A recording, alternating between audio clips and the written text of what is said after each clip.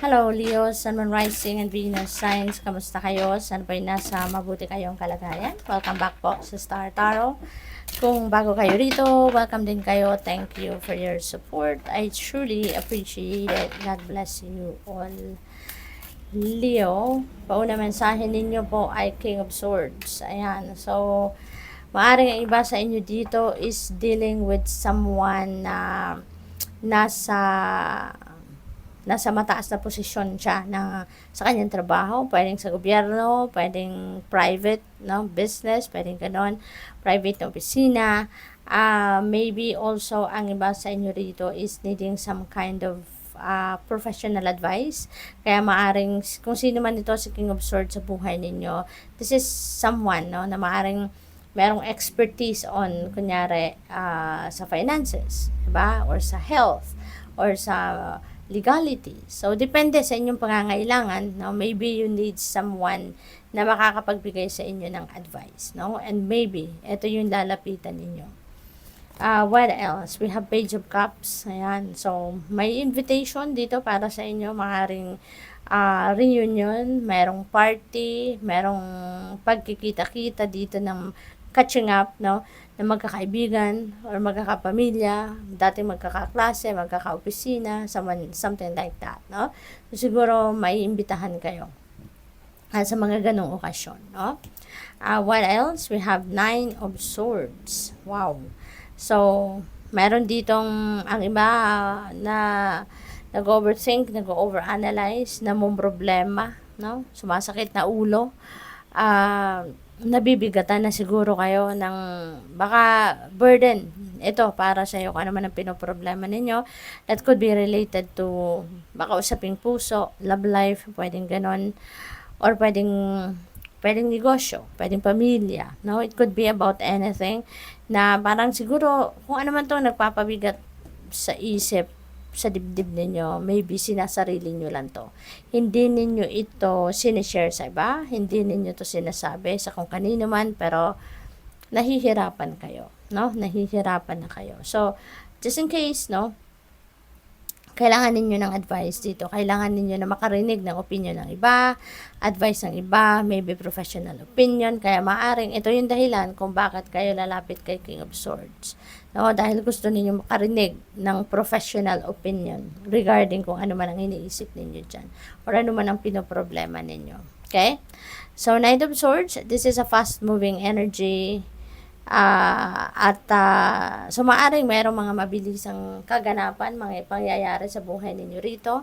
Maaring meron din mga tensyonadong sitwasyon ang maaring kailangan ninyong i-address dito or gusto ninyong puntahan at ayusin, no? Maaring ganon. Probably meron din kayong kadiskusyon, kaaway, mga ganon, no?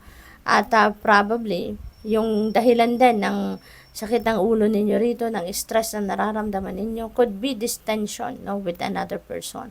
So, pwedeng yun din ang pinoproblema ninyo riyan. We have the Chariot.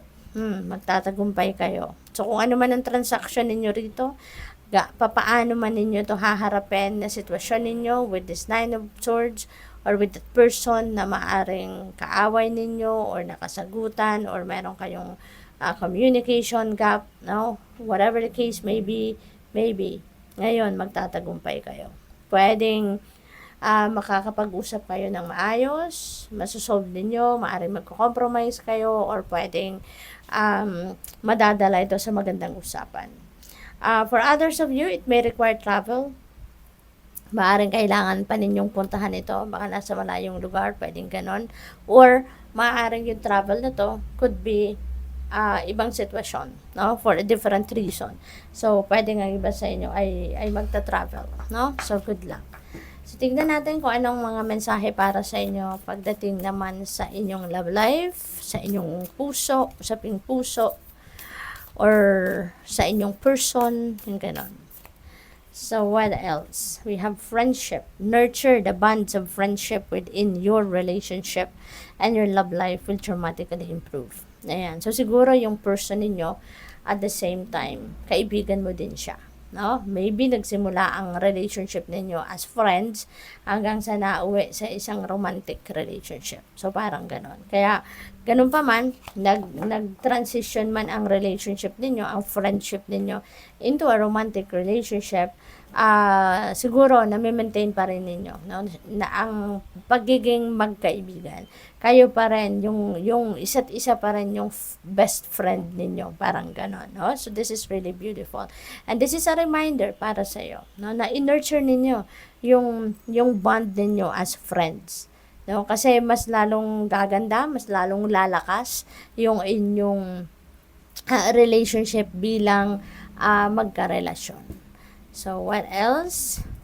We have, when it comes to matters of the heart, there is no right or wrong. Every choice you make expands your understanding of life and love. That's very true. Diba? Kasi, nasa usapan yun eh. Nasa pagdadala yon ng inyong relationships. Nasa pagdadala yon ng pagsasama ninyo. Diba? Yung pag-iintindihan, very vital yan sa isang relationship. Anumang klaseng relationship ang meron kayo. Ang pagmamahalan at pag-iintindihan. Diba? Parang yun yung core ng isang relationship. Diba? Whether that is magkaibigan or magkarelasyon. Kaya, nasa pag-uusap. No? Nasa pag-uusap. Kung open ang communication ng bawat isa, makakatulong yan, no?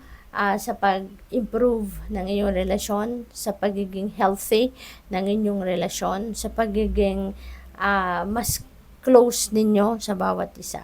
Kaya dapat lagi kayong open, no? Dapat laging bukas kayo sa bawat isa. Okay? Walang mga sekreto, walang tinatago, yung ganon. So, what else? We have imagine all unwanted thoughts dissolving into light, creating room for new opportunities and possibilities for your life. Ayan. So, napakaganda. Kung ano man yung mga hindi na necessary na iniisip ninyo, diba? Wag na ninyong ipagpatuloy yan, diba? Kung meron kayong mga distractions ito. Kung hindi yan necessary, hindi yan makakatulong sa iyo personal, on a personal note, kung hindi yan makakatulong sa inyo, lalong hindi yan makakatulong sa relationship. Diba? Kaya wag na ninyong entertainin yan. Wag na ninyong ipagpatuloy na isipin pa. Diba? Or i-welcome pa sa isip, sa buhay ninyo, sa damdamin ninyo. Diba? Instead, maging bukas kayo sa mga bagong oportunidad, sa mga bagong posibilidad na maaaring nandiyan na din na kumakatok sa buhay ninyo, na alam ninyong makakatulong sa iyo at sa inyong kapartner or sa inyong relationship. Okay? So, tingnan natin kung ano pa ang ganap.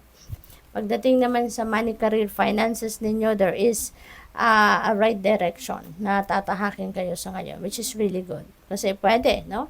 Na bigyan na kayo ng advice ni King of Swords, no? Kung sino man ito sa buhay ninyo, whoever that is, the 3% King of Swords, maaaring ito, nagbigay na to ng magandang advice sa inyo, nakakuha na kayo dito ng opinion na makakatulong sa iyo or nakakatulong sa iyo na makita ninyo ang right direction na dapat ninyong tahakin, pagdating siguro sa inyong career, pagdating sa negosyo, pagdating sa pagmamanage ng inyong pera, 'di ba? Or pagpipili ng kung ano man ang klaseng trabaho na gusto ninyong kunin. So, we also have weekend sale. Ayan. So, ang iba siguro sa inyo, mahilig mag-shopping, no? So, ngayon, baka meron kayong binabantayan, no? Na sale, no? Somewhere, sa mall, ganon, or even online. Baka meron kayong hinihintay na sale para mabili ninyo kung ano man yung inaay ninyong bagay na gusto ninyong bilhin, no? Para sa sarili ninyo, or maybe pwede para sa pamilya, para sa bahay ninyo, or para sa person ninyo. We have debt. Ayan, so siguro may utang kayo, no? Pwedeng may utang kayo at sa ngayon, you don't have enough money pa na pwedeng pambayad, no, sa utang ninyo. Kaya feeling ko parang pwede rin, na iyon ang kinakasakit ng ulo ninyo. 'di ba? Kung saan kayo kukuha ng pambayad sa utang ninyo. Kasi yan meron ng past due, 'di ba? So meron ng penalty yan kung hindi kayo makabayad. Kaya maaaring yun ang kinakasakit ng ulo ninyo. So maybe isa din dahilan, 'di ba? Na yun ang sinasagunin ninyo sa kung sino man ito si King of Swords, no? Maybe you're asking for financial advice. So maybe financial advisor ang taong 'yan, no? At maaaring siya yung hihingan mo ng opinion, anong pwede mong gawin. Baka magko-consolidate ka baka may option ng consolidation, 'di ba? Ng utang, yung mga ganon, or any other ways, 'di ba? Para mabigyan ka ng consideration pa, no? Promissory note, mga ganon, no? So good luck. Thank you for watching. Love and light. Namaste.